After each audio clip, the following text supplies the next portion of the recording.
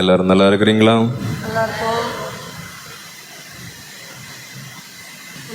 ஒரு குழந்தை பிறந்து தொட்டிலில் கிடக்கும் போது எத்தனை தடவை சிரிக்குன்னு நினைக்கிறீங்க?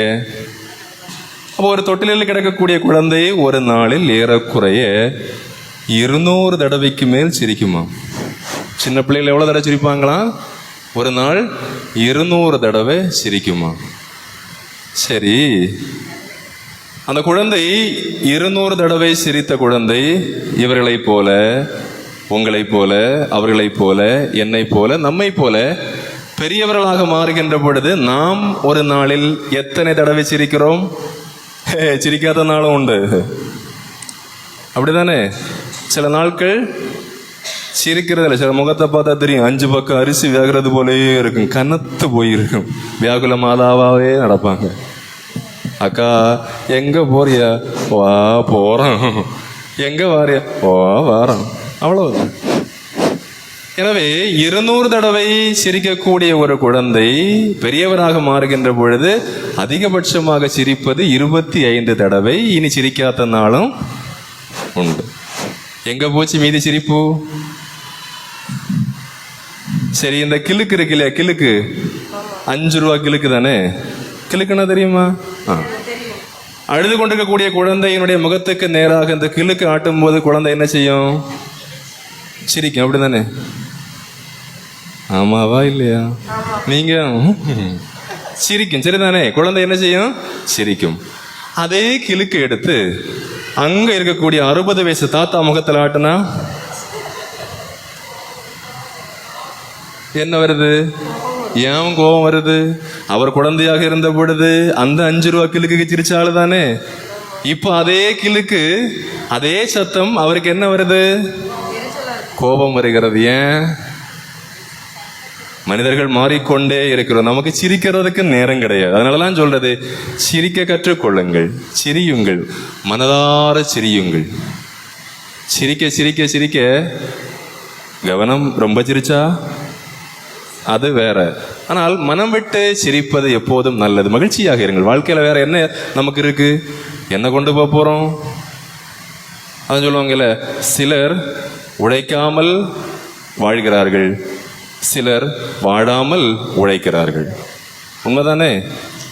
நிறைய நேரத்தில் பிறகுதான் தோணுது, கொஞ்சம் கூட நல்லா இருந்திருக்கலாம், நல்லா சாப்பிட்டு இருக்கலாம், வாயை கட்டி வயிறை கட்டாம இருந்திருக்கலாம் அப்படின்னு யோசிக்கக்கூடிய ஒரு காலம் வர்றதுக்கு முன்னாடியே சிரியுங்க, சந்தோஷமா இருங்க. நான் சொல்றது சரியா இல்லையா? சரிதான் ஃபாதர், ஆனா நாங்க இப்படிதான் இருப்போம். அப்படியா? நல்லா இருக்கிறீங்களா? அன்புமிக்க சகோதர சகோதரிகளை, உங்கள் அனைவரையும் இந்த நல்ல நாளிலே சந்திப்பதில் மகிழ்ச்சி அடைகின்றேன். ஆண்டவர் நீங்கள் விரும்பி தேடுகின்ற அன்பையும் அருளையும் சமாதானத்தையும் உங்கள் ஒவ்வொருவருக்கும் நிறைவாக தரட்டும் என்று உங்களுக்காக ஜெபிக்கிறேன். இந்த வாரத்தை எதிர்கொள்ளக்கூடிய துணிச்சலை ஆண்டவர் உங்களுக்கு வழங்க வேண்டும் என்று உங்களுக்காக ஜெபிக்கின்றேன். இன்று திரு அவையினுடைய தூண்கள் என்று அழைக்கப்படுகின்ற பேதுரு, பவுல் இவளுடைய விழாவை திரு அவை கொண்டாடுகின்றது. நமக்கு ஒரு கடவுள் இருக்கின்றார். அவர் எப்படிப்பட்டவர் என்றால் துரும்பையும் தூணாக்கக்கூடிய கடவுள். சரிதானே? துரும்பையும் தூணாக்கக்கூடிய கடவுள். ஒரே ஒரு விஷயம், துரும்பு அவரது கையில் வைக்கப்பட வேண்டும். என்னெல்லாம் அவரது கையில் வைக்கப்படுகிறதோ அதெல்லாம் சிறந்ததாகவும் அழகானதாகவும் மேன்மையானதாகவும் மாறுகிறது. துரும்பாக இருந்த இருவர் தங்களை முழுமையாக கடவுளுடைய கரத்திலே வைக்கின்றார்கள். திருச்சபையினுடைய தூண்களாக கடவுள் அவரை மாற்றுகின்றார். நமக்கு ஒருவர் இருக்கின்றார். அவர் எப்படிப்பட்டவர் என்றால் துரும்பையும் தூணாக்க கூடிய கடவுள். எனவேதான் இந்த 2 புனிதர்களும் தங்களுடைய வாழ்வில் முழுமையாக கடவுளை அனுபவித்தவர்கள். உயிர்ப்பின் அனுபவத்தை பெற்றுக் கொள்ளுகின்றார்கள், அவருடைய அழைப்பை ஏற்றுக்கொள்ளுகின்றார்கள், அந்த அழைப்பிலே உறுதியாக நிலைத்திருக்கின்றார்கள். 2 பேருடைய வாழ்க்கையை பற்றி நாம் பார்க்கின்ற பொழுது எனக்கு மிகவும் பிடித்தமான ஒரே ஒரு விஷயம் அதில் இருக்கிறது. 2 பேருடைய வாழ்க்கையில், அதாவது அவர்கள் குற்ற உணர்வை கையாண்ட விதம் அழகானது. இன்றைக்கு நம்மிலே பலர் தவிப்பது இந்த குற்ற உணர்வினால். எப்போது வேண்டுமானாலும் பல குற்ற உணர்வுகள் நம்மை வாட்டலாம். எப்போது வேண்டுமானாலும் இனம் புரியாத சோகம் நம்மை வாட்டலாம். ஏன் அழுகிறோம் என்று தெரியாமலே எத்தனையோ நாட்கள் அழுது கொண்டிருக்கின்றோம். எனவேதான் குற்ற உணர்வை கையாண்ட விதம், பேதுரு பவுல் கையாண்ட விதம் அழகானது. அவர்கள் அந்த குற்ற உணர்விலே நிலைத்திருக்கவில்லை, அவர்கள் அதை ஏற்றுக்கொண்டார்கள். அதாவது, இன்றிரவு சேவல் கூவுவதற்கு முன்னால் நீ என்னை மும்முறை மறுதளிப்பார்னு சொன்ன உடனே பேதுருவுக்கு உணர்ச்சி பொங்கிடுச்சு. அதான் எப்பவும் சொல்லுவாங்க, உணர்ச்சி மேல நிற்கும் போது அறிவு என்ன செய்யும்? மழுங்கும். அப்ப என்ன பேசுறோம்னு தெரியாம நம்ம என்ன செய்வோம்? பேசுவோம். அதனாலதான் கோவப்படுகின்ற பொழுது ஏன் கத்துறோம்? பக்கத்துல நிக்கிறோம், ஏன் கத்துறோம்? அங்க ஏறி நிற்கும், அப்படிதானே? பிபி ஏறி நிற்கும், உணர்ச்சி அதிகமாக இருக்கும். அப்ப என்ன பேசுறோம்னு நிறைய நேரத்தில் நமக்கு தெரியாது. பக்கத்தில் நிற்கும் போது ஏன் கத்துறோம் தெரியுமா? உடல்கள் ரெண்டும் தான் பக்கத்தில் நிற்குது, இதயம் ரெண்டும் தூரத்தில் கிடக்கு. அதனாலதான் என்ன செய்யறோம்? கத்துறோம். ஆனா நல்ல பாசமான 2 பேர் பக்கத்தில் உட்கார்ந்தா, நல்லா இருக்கிறீங்களா, எப்படி, பேசவே சத்தம் போடவே வேண்டாம், மெதுவா பேசினா போதும். அப்படிதானே? உடல் கொஞ்சம் தூரமா இருந்தாலும் இதயம் எப்படி இருக்குது? சேர்ந்து இருக்குது. இனி சில நேரத்தில் அந்த அந்நியோன்ய அதிகமாகும் போது பேச்சே வராது. அவ்வளோ சரிதானே? மொழி தேவை கிடையாது. எனவேதான் உணர்ச்சி அதிகரிக்கின்ற பொழுது நாம் நம்மை கட்டுப்படுத்த, நம்மை உணர்ந்து கொள்ள, நான் என்ன நிலையில் இருக்கிறேன், கோபம் வருகின்ற பொழுது அல்லது பிரஷர் ஏறுகின்ற பொழுது நான் எப்படி இருக்கிறேன் என்பதை உணர்ந்து நாம் செயல்படுவது இன்றியமையாதது. நிறைய டேமேஜை நாம் தவிர்க்க முடியும். எனவேதான் உணர்ச்சி அதிகரிக்கின்ற பொழுது அறிவு மழுங்குகிறது. பேதுரு அப்படியே நிற்கிறாரு, நீ என்னை மறுதளிப்பான்னு சொல்ல, நான் அப்படியெல்லாம் செய்யவே மாட்டேன். நம்மளும் சொல்லுவோம் இல்லையா? செத்தாலும் நான் உன்னை விட்டு பிரியவே மாட்டேன். சோத்து பாத்திரத்துல கூட சோறு போடும் போது உன் முகம்தான் தெரியுது, எனக்கு சோறே இறங்கல்ல அப்படின்னு சொன்ன 2 பேரு, அதாவது இப்படியே சொல்லி 2 பேர் என்ன செய்யறாங்க? வேற ஆட்களை கல்யாணம் பண்ணிட்டாங்க. கடைசியில நேருக்கு நேர் சந்திக்கிறாங்க. அப்போ மனித மனம் என்பது எப்போதும் மற்றவர்களை குத்துவது, அப்படிதானே? குத்தி பேசக்கூடிய இயல்பு மனிதர்களுடைய பலவீனம். அதனால விவிலியம் சொல்லுகிறது, குற்றத்தை திரும்ப திரும்ப நினைப்பூட்டுகிறவர் நட்பை முறைக்கிறார், குற்றத்தை மன்னிக்கிறவர் நட்பை நாடுகிறார். அதனால யாரையும் குத்தி பேசக்கூடாது. அப்ப இந்த பையன் அந்த பொண்ணுக்கு ஒரு குத்து கொடுக்கறதுக்காக கேட்டான், என்ன நான் இல்லைன்னா நீ செத்து போவேன்னு சொன்ன, செத்து போயிட்டியா அப்படின்னு கேட்டேன். அதுக்கு அவளும் கேட்டேன், ஏன் நீயும் தானே சொன்ன, நீ என்ன செத்தா போயிட்ட, நீயும் தானே இருக்கிற, கணக்கு சரியா போச்சு. இவ்வளவுதான். மனிதனுடைய பசப்பு வார்த்தைகள் உணர்ச்சி அதிகரிக்கின்ற பொழுது அது வெற்று வார்த்தைகளாகத்தான் இருக்கிறது. பேதுரு சொன்னார், நான் மறுதளிக்கவே மாட்டேன். ஆனா நீங்க பாருங்க, ஒரு மனிதனுடைய அந்த கெட்ட நேரம், முதலாவது அவர் மறுதளிக்கின்றார், தடுமாறி விழுந்தார். அடுத்து சுதாரிப்பதற்குள்ளாடிய பாவம் மனுஷன் 2வது முறையும் 3வது முறையும் அங்க நேரமே கிடைக்கல. டக்கு டக்கு டக்குன்னு என்ன செய்யுது? முடிஞ்சு போச்சு. எல்லாம் முடிஞ்ச பிறகுதான் சேவல் கூவுது. மனங்கசிந்து அழுதார். இயேசுவை அவரால் எதிர்கொள்ளவே முடியவில்லை. குற்ற உணர்வு இருக்கின்ற பொழுது மற்றவர்களை நம்மால் முகத்துக்கு முகம் பார்க்க முடியாது, சிரிக்க முடியாது. இனம் புரியாத ஒரு சோகம், ஒரு கவலை, ஒரு வருத்தம் நம்முடைய முகத்தை வாட்டிக்கொண்டே இருக்கும். இதயம் ஒருபோதும் நிம்மதியாக தூங்கவே தூங்காது. அது எப்படி தெரியும்? பேதுரு ஆண்டவர் இயேசு உயிர்த்தெழுந்த பின்னால் நான் மீன்பிடிக்க போகிறேன் என்று சொல்லுகின்றார். அவர் படகில் இருக்கின்ற பொழுது, உன்னை மனிதரை பிடிப்பவர் ஆக்குவேன், ஆழத்திலே வலை போடு என்று அன்று சொன்ன அதே ஆண்டவர் அதே மனநிலையோடு, எந்த குத்தி பேச்சும் இல்லாமல், எந்த விதமான சுட்டி காட்டுதலும் இல்லாமல், பிள்ளைகளே மீன் ஒன்றும் கிடைக்கவில்லையா? அதே மனநிலை. முதல் கேள்வி உங்களிடத்திலே, நமக்கு எதிராக ஒருவர் ஒரு துரோகம் செய்தார், ஒரு குற்றம் புரிந்தார் என்றால், அடுத்த முறை அவரை சந்திக்கின்ற பொழுது நாம் எப்படி அவரை பார்க்கின்றோம்? இயேசு அதே மனநிலையில் தான் கேட்கின்றார், பிள்ளைகளே மீன் ஒன்றும் கிடைக்கவில்லையா? வலப்புறமாக வலையை வீசுங்கள். பேதுரு யோவான் சொன்ன வார்த்தை கேட்கிறார். ஐயோ, அங்க நிக்கிறவர் நம்ம ஆண்டவர் சொன்ன உடனே இவருக்கு இயேசுவை என்ன செய்ய முடியல, நேருக்கு எதிர்கொள்ள முடியவில்லை. அவர் கடலிலே குதிக்கின்றார். எனவேதான் குற்ற உணர்வு நமக்குள்ளே இருக்கின்ற பொழுது அது மாறாத வரையிலும் அது நம்மை நிம்மதியாக தூங்க விடாது. குற்ற உணர்வு என்றால் என்ன? அதாவது குற்ற உணர்வு என்பது என்னுடைய மனதிற்கு சரி என்று தெரிந்த ஒன்றுக்கு எதிராக என் மூளை மற்றொன்றை செய்கின்ற பொழுது என் மனது சொல்லுகிறது இல்லை இது தவறு என்று சொல்லுகின்ற பொழுது மூளை பரிதபிக்கக்கூடிய உணர்வு தான் குற்ற உணர்வு. அதாவது மனதிற்கும் மூளைக்குமான போராட்டம் தான் குற்ற உணர்வு. அதனாலதான் தவறுகள் செய்த பின்னால் மூளை என்ன சொல்லும்? நீ தவறு செய்திருக்கிறாய், நீ இந்த உலகத்தில் வாழ தகுதியற்றவன், உனக்கு நீ வாழ்க்கை கிடையாது, நீ இப்படி ஒரு பெரிய பாவம் செய்து விட்டாயே, இப்படி உன்னை நம்பியவரை ஏமாற்றி விட்டாயே என்று திரும்ப திரும்ப திரும்ப நம்முடைய மூளை நமக்கு அறிவுறுத்தி கொண்டே இருக்கும். ஆனால் மனம் என்ன சொல்லும்?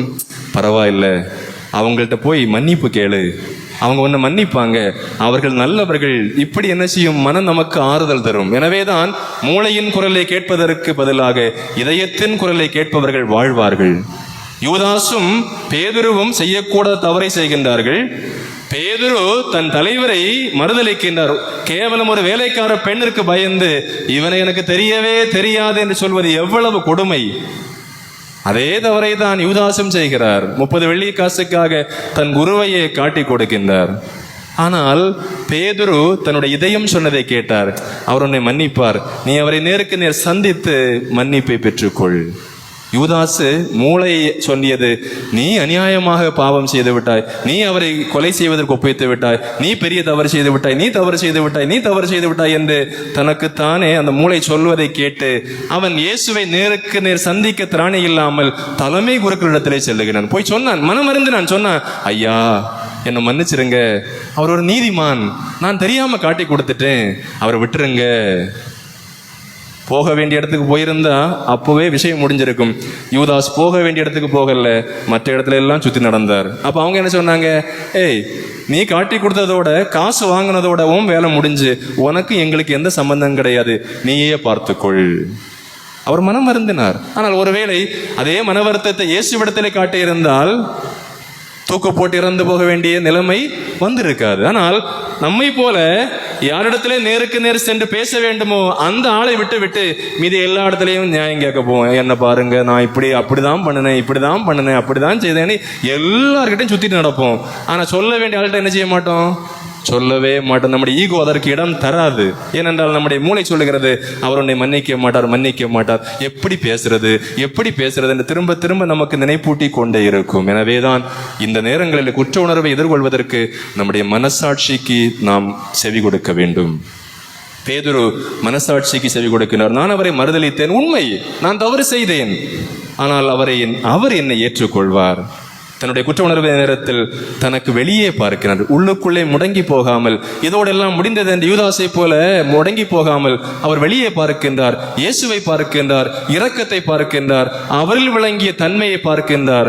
அவர் மன்னிப்பு கேட்ட பொழுது ஆண்டவர் இயேசு விவிலியத்திலே சொல்லுகிறார், லூக்கா நற்செய்தி 7ஆம் அதிகாரம் 47வது வார்த்தையில், குறைவாக மன்னிப்பு பெறுபவர் குறைவாக அன்பு செய்கின்றார், நிறைவாக மன்னிப்பு பெறுபவர் நிறைவாக அன்பு செய்கின்றார்.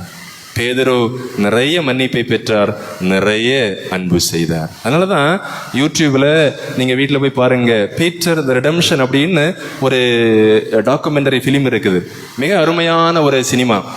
அதாவது பேதுருனுடைய வாழ்க்கை வரலாறை பற்றி சொல்லப்படுகிறது. பேதுரு வயதான பொழுது அவர் குற்ற உணர்வினால் இயேசுவை மறுதலித்த அந்த குற்ற உணர்வு அவரை வாட்டுகிறது. நிறைய நேரத்தில் அப்படிதான், இந்த இளைஞனா இருக்கும்போது என்னையெல்லாம் யாரும் கேட்க முடியாது அப்படின்னு ஒரு திமிர்த்தனம் வரும், நெஞ்சு தானா நிமிரும்.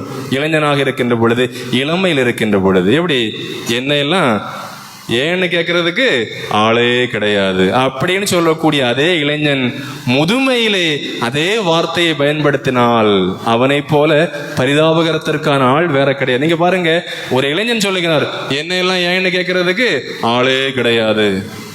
அதே வார்த்தையை அதே இளைஞன் முதியவனான பொழுது, என்ன எல்லாம் ஏன்னு கேட்கறதுக்கு ஆளே இல்லை.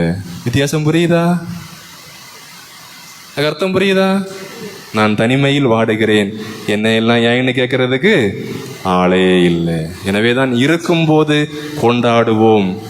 ஆண்களுக்கு ஒரு தெனாவட்டு உண்டு, இவதானே, நான் கல்யாணம் பண்ணவதானே, அவ எனக்கு வேலை செய்தா என்ன அப்படின்னு ஒரு தெனாவட்டு, அவள் எனக்கு அடிமை, நான் சொல்வதை கேட்க வேண்டும் என்று. ஆனா அன்புமிக்கவர்களே, இருக்கும்போது அதுக்கு அருமை தெரியாது. அது போன பிறகுதான் தெரியும். அதாவது அவர் பெரிய ஆள், பெரிய ஆள். தண்ணி கொண்டு வர சொல்லுவார், மனைவி தண்ணி கொண்டு வருவாங்க.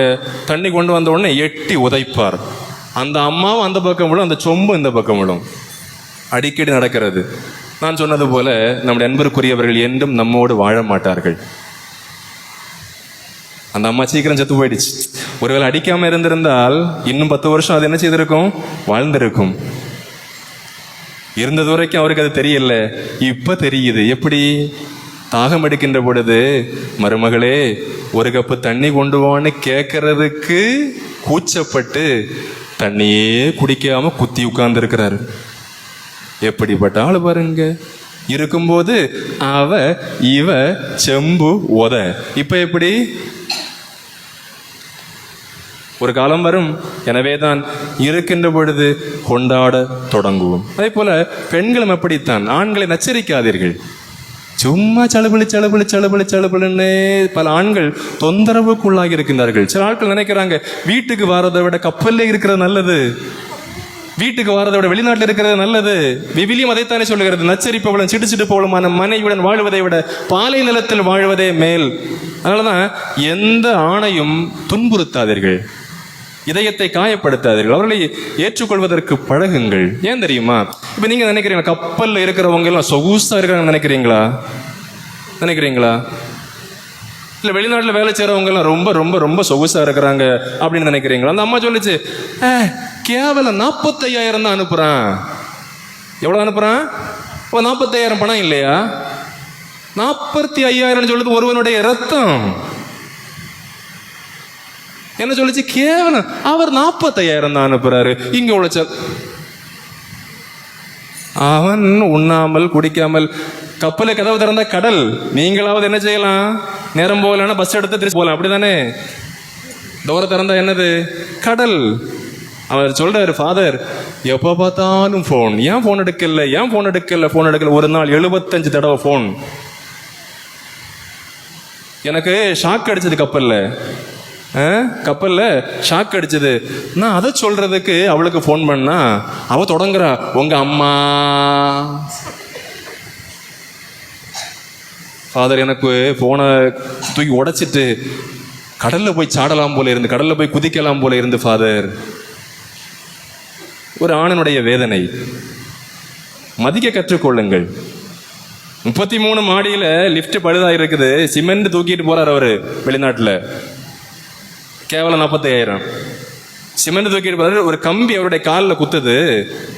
அவருக்கு யாரையும் தெரியாது, பக்கத்துல என்ன புதுசா போயிருக்கிறாரு. மருந்து வாங்க போனோன்னா யாராவது துணையா வேணும், யாருமே கிடையாது.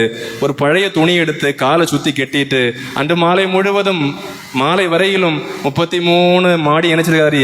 சிமெண்ட் தூக்கிட்டு ஏறி இறங்கி தான் 45,000 வீட்டுக்கு வருது.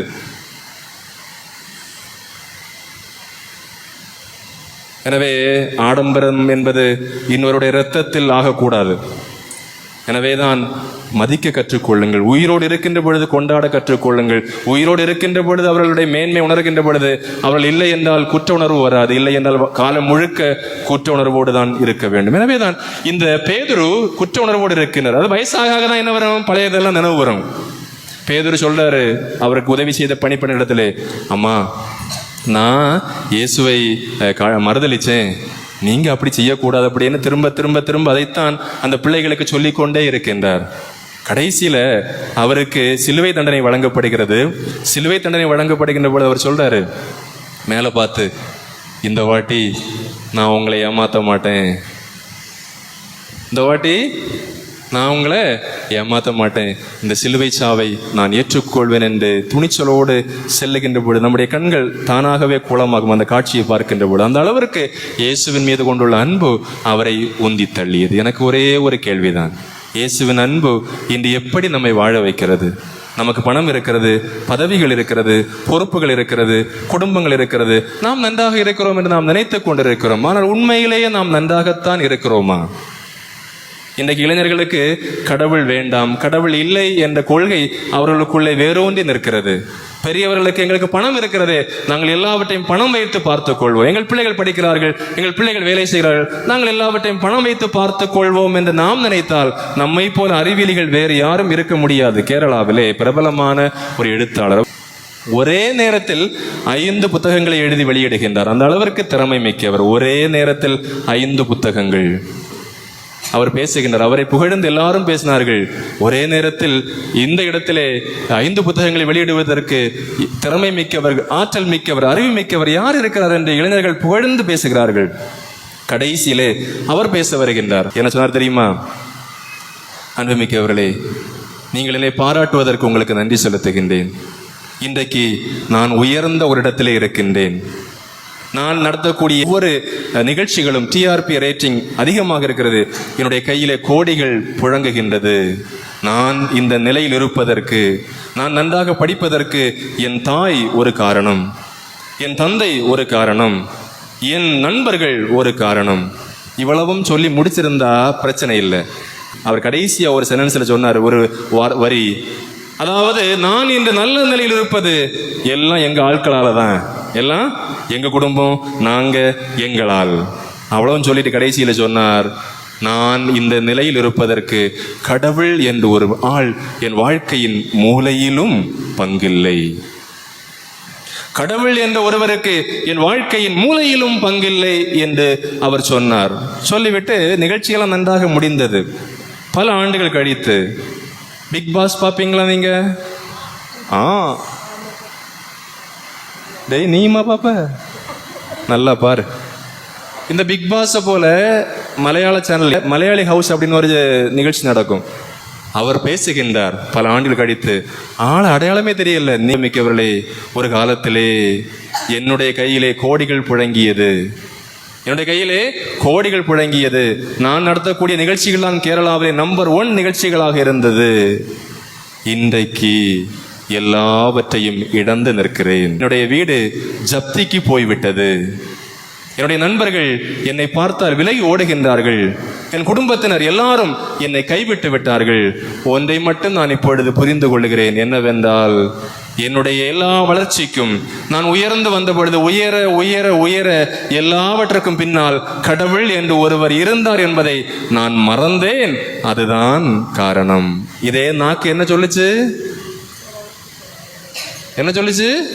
கடவுள்னு ஒரு ஆள் என் வாழ்க்கையில மூலையிலும் கிடையாது. இப்ப என்ன சொல்லுது? கடவுள் என்று ஒருவர் என் வாழ்க்கை முழுவதும் நிறைந்திருந்தார் என்பதை நான் மறந்ததனுடைய விளைவு இன்றைக்கு எல்லாவற்றையும் இழந்து நிற்கிறேன். 24 மணி நேரமும் குடிப்பழக்கத்திற்கு ஆளாகிவிட்டேன். யாரும் என் பக்கத்தில் வருவதே இல்லை. இளைஞர்களே, பெரியவர்களே, பணம் இருப்பவர்களே, பதவியில் இருப்பவர்களே, படித்தவர்களே, துரும்பாக மாறவில்லை என்றால் கடவுள் நம்மை தூணாக மாற்ற முடியாது. ஆமென்.